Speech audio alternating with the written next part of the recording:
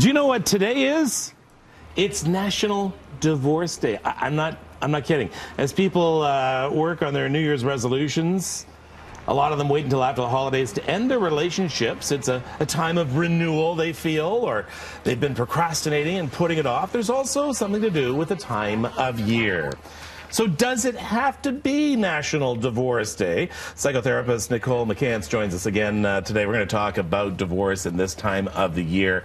And good morning. Good morning. And is this just something put on National Divorce Day, or do you actually see a lot of it this time of year?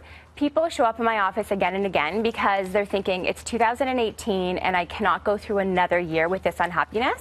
So if they're going to make a change, it's usually at the beginning of the year, after the holidays, and with the New Year's resolutions.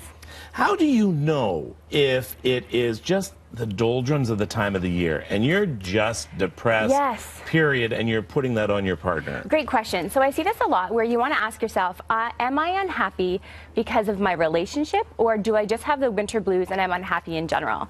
So I tell people to take their time. If they're thinking of divorcing, make sure, sleep on it, right? If you really want and need a divorce, you're going to want and need one in 3 days.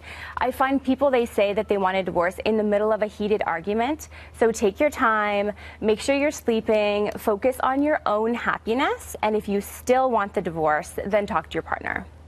So, I mean, it doesn't have to be on National Divorce Day. So there's no rush here. Exactly, exactly. What do you find is the main feeling that people come into you with at this time of year? They're not listening to me, they're arguing with me, whatever. I hear a lot of they take me for granted, so they don't realize how good it is. I hear that I feel very alone in the relationship, that I do it all and my partner doesn't help me. So, and after the holidays, they're extra stressed and unhappy. So yeah, they're more likely to do it now. All right, so what do we do?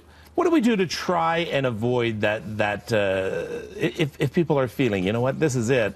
Yes. Is there something you can do? Yes. I mean, we talk about breathing exercises for people sometimes. Number one, tell your partner. Funny enough, many of my clients will tell their friends, will talk to a lawyer, and their partner is the last to know about the divorce. Sometimes telling them I'm thinking about a divorce is the wake-up call and what it's going to take them to change and finally go to therapy. That's number one. Number two, therapy is very, very key. I've seen couples in the brink of divorce be able to connect and get back together again. And so where do you go from this? So now, if divorce is the only option, because obviously for some people they're going to choose so if today that. is the day for you, I suggest writing it down. This is a very emotional decision, and sometimes our thoughts get flustered. When emotions are high, decision making is often impaired.